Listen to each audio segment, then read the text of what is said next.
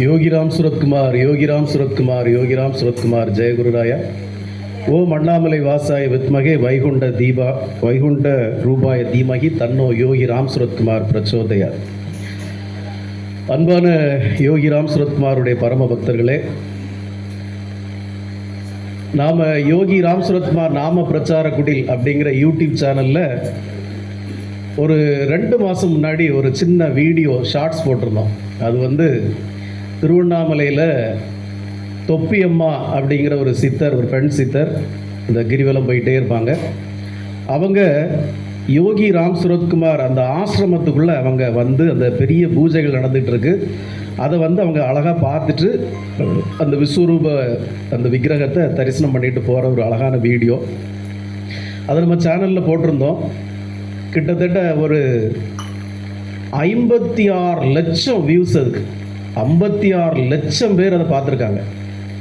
அந்த 56 லட்சம் பேர் பார்த்ததில் பல பேர் அவங்கள வணங்கி ஆதரித்து நிறைய பேர் பதிவு போட்டிருந்தாங்க. ஆனால் மோஸ்ட் ஆஃப் த பீப்புள்ஸ் அந்த அம்மாவை படு கேவலமாக திட்டி, சொல்லக்கூடாத வார்த்தைகள்லாம் சொல்லி ரொம்ப மோசமாக திட்டி போட்டிருந்தாங்க. அதில் அவங்களுக்கு என்ன ஆனந்தம்னே தெரியல. ஒரு நாள் நாங்கள் தற்செயலாக நானும் கண்மணி டீச்சர், வேலம்மா டீச்சர்லாம் பேசிகிட்டு இருக்கப்போ இந்த வேலம்மா டீச்சர் அழகான ஒரு லாஜிக் சொன்னாங்க. எனக்கு ரொம்ப பிடிச்சிருந்தது. அப்போ இந்த வீடியோவில் நிறைய பேர் பேட் கமெண்ட்ஸ் போட்டோடனே எப்படியாவது அவங்கள வச்சு அந்த தொப்பி அம்மாவை பற்றின ஒரு நல்ல ஒரு ரிப்போர்ட்டை நம்ம வெளியே கொண்டு போகணுங்கிற ஒரு ஆர்வம் எனக்கு ரொம்ப நாளாக இருந்தது. ரொம்ப நாள் கழித்து அவங்க அன்றைக்கி வந்திருக்காங்க. ஸோ தொப்பி அம்மா பற்றி ஒரு சின்ன தகவல்களை, நல்ல ஒரு டாப்பிக்கை திருமதி வேலம்மாள் டீச்சருக்கும் பேசுவாங்க.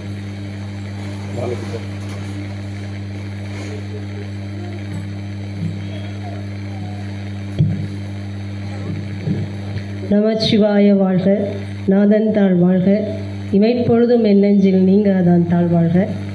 இந்த இடத்துல இந்த யோகிராம் சுரத்குமார் பிரச்சார நாம குடியில் என்னையும் ஒரு பொருட்டாக மதித்து என்னுடைய சொந்த கருத்துக்களை பகிர செய்த சகோதரர் சிவகுமார் அவர்களுக்கு நன்றி. அடுத்தது என்ன இங்கே பேச அனுமதித்த அந்த சாமியை பேச அனுமதிச்சாதான் இந்த சாமி பேச அனுமதிப்பாங்க. அவர் உத்தரவு கொடுத்தானா இவர் உத்தரவு கொடுப்பார். அதை பற்றி என்னுடைய கருத்துக்களை நான் பகிர்ந்துக்கிறதுக்கு அந்த வகையில் 2 பேருக்கும் நான் நன்றியை தெரிவித்து, எனக்கு தெரிந்த யோகிராம் சுரத்குமார் ஆலயத்துக்கு வந்து போகின்ற தொப்பியம்மாள் அவங்கள பற்றி ஒரு சில கருத்துக்களை பகிர்ந்துக்கலாம்னு நினைக்கிறேன். அதாவது தொப்பியம்மா கிட்டத்தட்ட ஒரு 18 வருஷங்களாக திருவண்ணாமலையை கிரிவலம் வந்துட்டுருக்காங்க. 18 வருஷங்களுக்கு மேலாக. அப்போ அவங்க ஆரம்ப காலத்தில் வரும்போது அவங்களுக்கு ஒரு 40 வயசு அந்த மாதிரி ஒரு இதில் தான் அவங்க திருவண்ணாமலைக்கு வந்து சேர்றாங்க. வந்து சேரும்போது இந்த சமூகம் பிச்சைக்காரியையும் விடாது, மனநலம் சரியில்லாதவங்களையும் விடாத ஒரு பயங்கரமான ஒரு சமூகத்தில் ஒரு பெண் தன்னந்தனியாக, அவங்க மனநலம் இல்லாதவங்களாகவே இருக்கட்டும் பரவாயில்ல, ஆனாலும் அவங்க தன்னந்தனிமையாக அந்த திருவண்ணாமலை ஊருக்கு வந்து சேரும்போது அவங்களுக்கு நிறைய இடர்பாடுகள், தொல்லைகள், தொந்தரவுகள். அப்படி ஒரு கட்டத்தில் அவங்க என்ன பண்ணுறாங்க, ஒரு புண்ணிய ஆத்மா தன்னைத்தானே அசிங்கப்படுத்திக்கிறாங்க.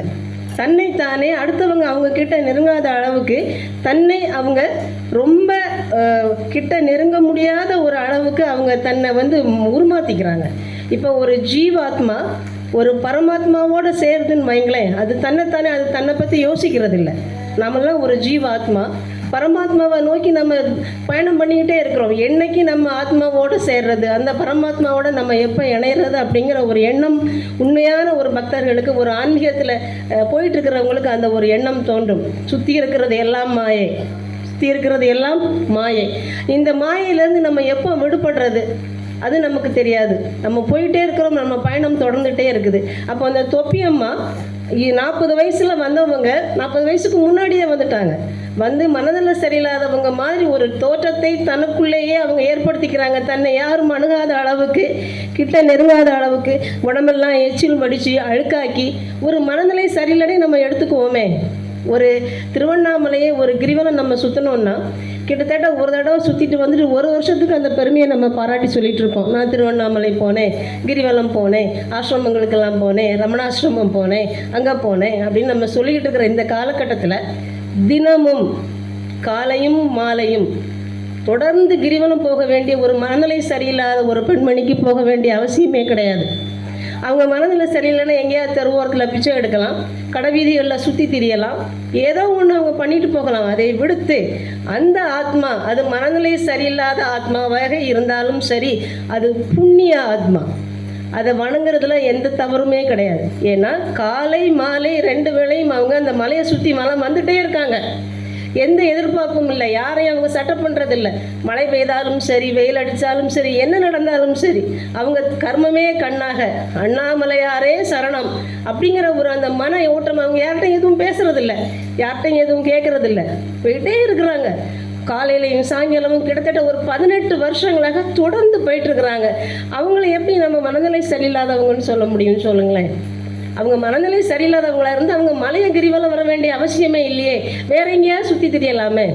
ஒரு குப்பமேட்டில், ஒரு தெரு வீதியில், எங்கேயோ ஒரு இடத்துல, சாக்கடை பக்கத்தில், நம்ம அப்படி தான் நிறைய பேரை பார்க்குறோம். அப்படி இல்லாமல் ஒரு மலையை, அதுவும் அண்ணாமலையார் மலையே அண்ணாமலைன்னு சொல்கிற அந்த இடத்துல அவங்க அப்படியே டெய்லி காலையிலையும் மதிய சாயங்கால நேரத்துலையும் கிரிவலம் வரும்போது அது உண்மையிலேயே ஆன்மீகத்துக்குள்ளே இருக்கிறவங்க ரொம்ப, அதாவது விஞ்ஞானம் தான் பெரியது, மெய்ஞானம் பெரியதில்லைன்னு நிறைய பேர் பேசிட்டு நடக்கிறாங்க. அவங்களுக்கு எல்லாத்துக்கும் ஒன்று சொல்ல விரும்புகிறேன்.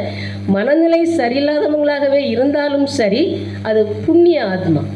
மலையை கிரிவலம் வருகின்ற அந்த ஆத்மா, ஒரு நாளைக்கு 2 முறை வலம் வருகின்ற அந்த ஆத்மா, அது உண்மையிலேயே புண்ணிய ஆத்மா.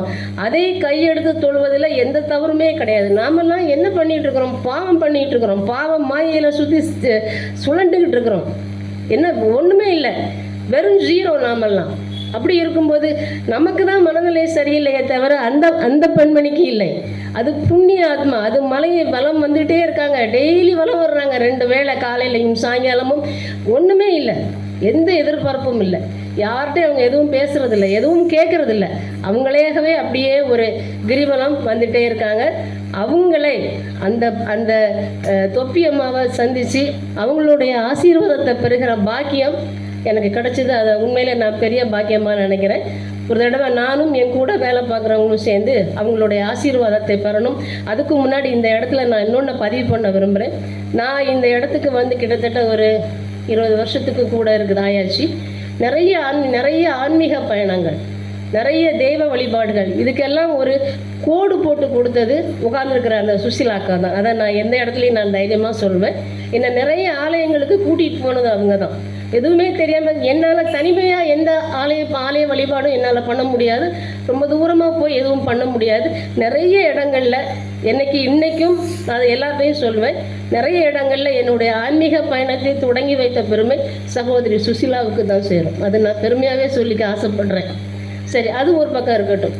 தொப்பி அம்மாவை பார்க்குறதுக்காக நாங்கள் 2 பேரும், ஒரு 2 லேடிஸ் தனியாக நாங்கள் இங்கேருந்து கிளம்பி போயிட்டு காலையில் ஒரு 7 மணிக்கெல்லாம் அங்கே போய் நாங்கள் திருவண்ணாமலையில் நாங்கள் இறங்கிட்டோம்.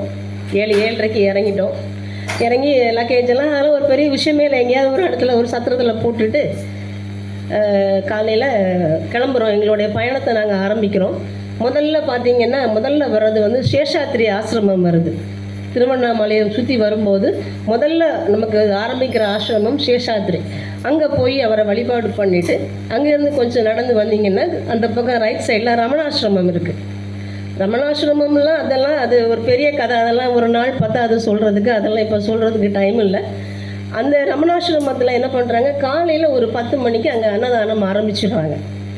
இந்த தொப்பியம்மா என்ன பண்ணுறாங்க, காலையில் எழும்பி முதல் வேலையாக ஒரு 7 மணிக்கு அந்த மலையை சுற்ற ஆரம்பிக்கிறவங்க சரியாக அந்த 10 மணிக்கு அந்த ரமணாசிரமத்தில் வந்து அந்த காலை உணவை எடுத்துக்கிறாங்க.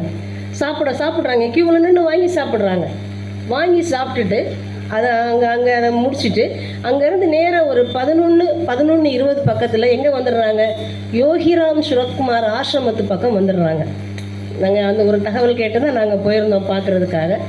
ஆனால் அந்த பெண்மணி உண்மையிலேயே ஒரு மனநிலை சரியில்லாத ஒரு பெண்ணாக இருந்தால் அந்த யோகிராம் சுரத்குமார் ஆசிரமத்துக்குள்ளே அவங்கள கண்டிப்பாக அனுமதிக்கவே மாட்டாங்க. ஏன்னா அது ஒரு பெரிய ஆசிரமம். அங்கே எப்போ பார்த்தாலும் பூஜைகள் புனஸ்காரங்கள் எல்லாம் நடந்துட்டுருக்கிற இடத்துல இந்த அம்மா நேராக உள்ளே போகிறாங்க, வழிபாடு பண்ணுறாங்க. மனநிலை சரியில்லாதவங்க கையெடுத்து எங்கேயுமே தொழுது நான் பார்த்ததே இல்லை. நேராக உள்ளே போகிறாங்க, ஜீவசமாதியை சுற்றி வர்றாங்க, வழிபாடு பண்ணுறாங்க, வெளியே வராங்க. அவங்களுக்கு பரிபூர்ண சுதந்திரம் அந்த ஆசிரமத்தில் கொடுத்துருக்காங்க. எப்போ வேணாலும் போகலாம், எப்போ வேணாலும் வெளியே வரலாம். அப்போ அந்த மாதிரி ஒரு கட்டத்தில் நாங்களும் பார்க்க போயிருக்கிறோம். கரெக்டாக ஒரு 11:20 அவங்க ஆசிரமத்துக்கு வந்துட்டாங்க.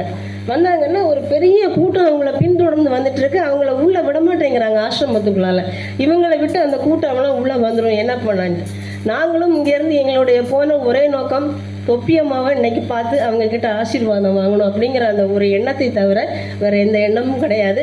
நாங்கள் என்ன பண்ணோம், அவங்க நடையை பூட்டினோன்னு இங்கேருந்து ஒரு தெருவழியே ஒரு 10 மினிட்ஸ் நடக்கிறாங்க. நாங்களும் பின்னாடியே போகிறோம். அப்பவும் அந்த நடையை திறக்க மாட்டேங்கிறாங்க. அப்புறம் இன்னொரு தெருவழியே போகிறாங்க. ஒரு டைம் கூட்டம் அத்தனையும் அவங்க பின்னாடி போகுது. போயிட்டு வந்து கொஞ்சம் நேரம் இருந்தாங்க. பின்னாடி யோகிராம் சுரத்குமார் ஆசிரமம் மெயின் கேட்டுக்கு பக்கத்துலேயே இன்னொரு கேட் இருக்குது. அது வழியாக போனீங்கன்னா பின்னாடி அவங்க சமையல் அந்த இதுக்கு போயிடலாம். அப்போ அந்த கேட்டை திறந்துட்டு அந்த அம்மா உள்ளே போயிட்டாங்க. உள்ளே போய் அந்த பக்கமாக திரும்பி உட்காந்து அவங்க நம்ம நினைக்கணும், அவங்க தியானம் பண்ணுறாங்க. அருமையான வீடியோக்கள்லாம் போட்டிருக்காங்க. அப்படியே உட்காந்து 2 கையையும் விரித்து அப்படியே உட்காந்துருவாங்க. மனநிலை சரியில்லாத ஒரு பெண்மணி ஆலயம் சுற்றி வர வேண்டிய அவசியம் கிடையாது, ஜீவசமாதியை சுற்றி வர வேண்டிய அவசியம் கிடையாது. எல்லாத்துக்கும் மேலே தியானம் பண்ணுறாங்க. அதுதான் ரொம்ப பெரிய முக்கியம். அவங்க உட்காந்து அப்படி தியானத்தில் உட்காந்துட்டாங்க. நானும் அவங்களும் போனவங்களும் ஒரு கூட்டமாக வெளியே நின்றுட்டுருக்குறோம். கொஞ்சம் நேரம் ஆச்சுது. அந்த நேரத்தில் அங்கே ஒரு 2-3 பேர் லட்டு டிஸ்ட்ரிபியூட் பண்ணுறாங்க. என்னன்னு கேட்டிங்கன்னா, திருவண்ணாமலையில் மூக்குப்பிடி சித்தர் எத்தனை பேருக்கு தெரியும்னு தெரியல, அவருடைய குரு பூஜை. திருவண்ணாமலைனாலே அது சித்தர்கள் பூமி. நிறைய சித்தர்கள் வாழ்ந்து தன்னுடைய சக்திகளை எல்லாம் அந்த மலைக்கும் அந்த கோயிலுக்கும் கொடுத்துட்டு போயிருக்காங்க. கோயில்களை விட சிறப்பு வாய்ந்தது ஆசிரமங்களும் ஜீவசமாதிகளும் தான்.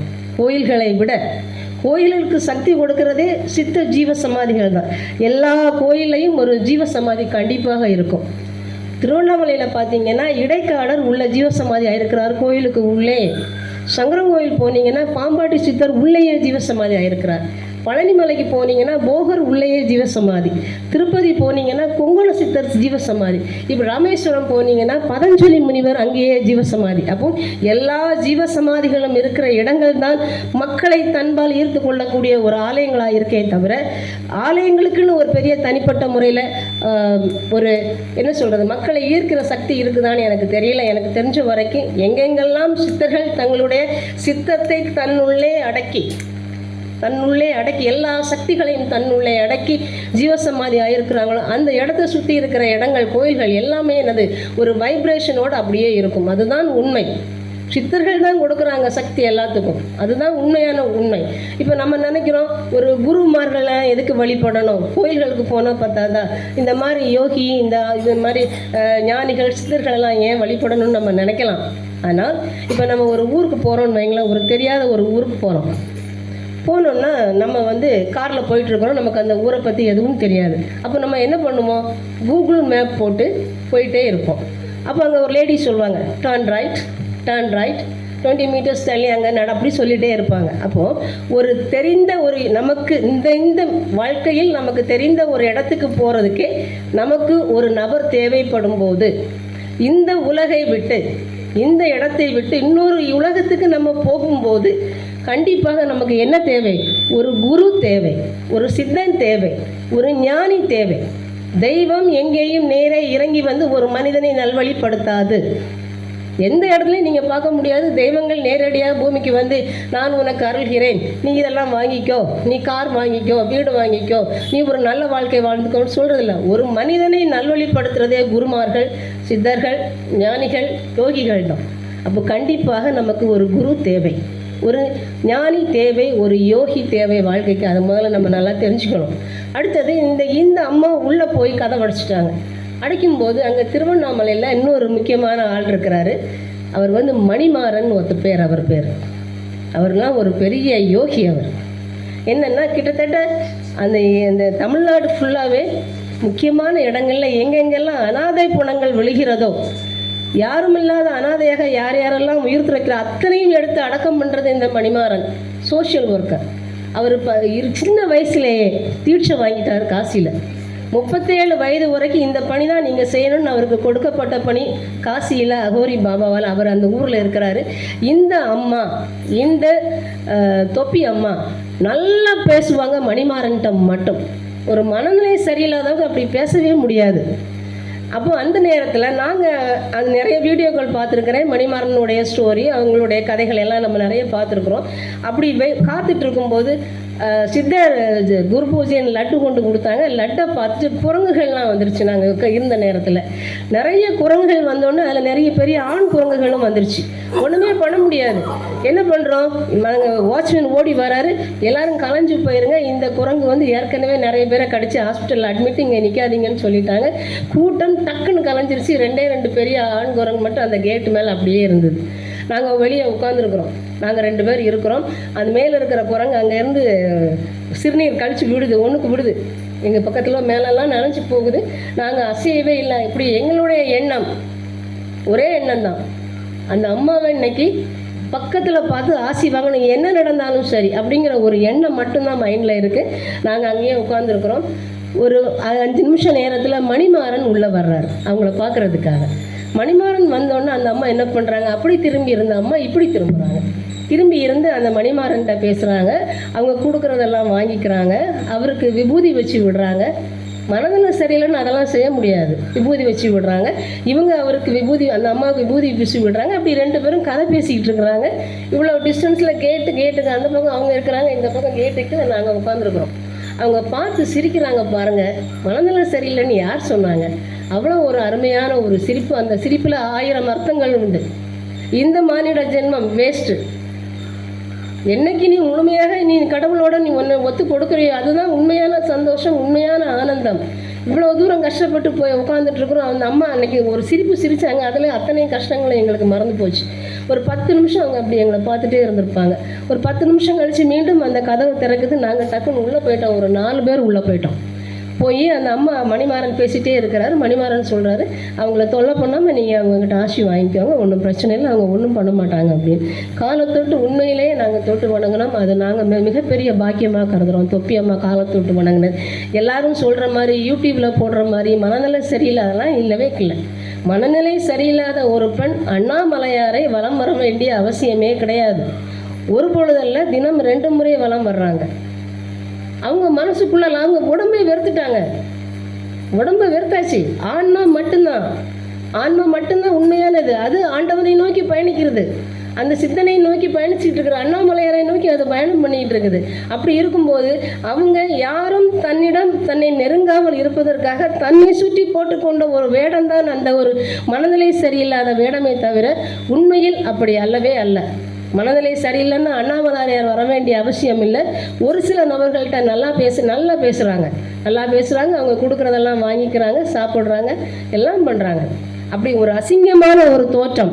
வாயிலிருந்து எப்பவும் உமிழ்நீர் வழிந்து அந்த சட்டையெல்லாம் கிட்ட நெருங்கவே முடியாது, பார்க்கவே முடியாத ஒரு அகோரமான ஒரு தோற்றத்தில் அந்த அம்மா இருக்கிறதுனால பக்கத்தில் யாரும் நெருங்க மாட்டாங்க. இது அவங்களே தனக்கு தானாக போட்டுக்கொண்ட ஒரு கோடை தவிர உண்மையிலேயே மனநிலை சரியில்லைன்னு சொல்கிறத ஒத்துக்கவே முடியாது. உண்மையிலேயே அவங்க ஒரு சித்தர், பெண் சித்தர். இந்த பூமியில் யாருக்குமே பெண்களுக்கு பாதுகாப்பு இல்லாத இந்த ஒரு உலகத்தில் அவங்க அண்ணாமலரை நோக்கி தவம் இருந்து கிரிவலம் வர்றதுக்காக அவங்க தனக்குத்தானே போட்டுக்கிட்ட ஒரு பாதுகாப்பு வளையம்தான் அந்த மனநிலை சரியில்லாத ஒரு தோற்றமே தவிர அது உண்மையிலேயே ஒரு புண்ணிய ஆத்மா. அந்த ஆத்மா அதை என்னென்னைக்கும் கையெடுக்கிறதுல எந்த தப்புமே இல்லை அப்படிங்கிறது தான் என்னுடைய தாழ்மையான கருத்து. இங்கே என்னை பேச அனுமதித்த எல்லாருக்கும் ஒரு சின்ன நன்றியை சொல்லிக்கிறேன். நன்றி.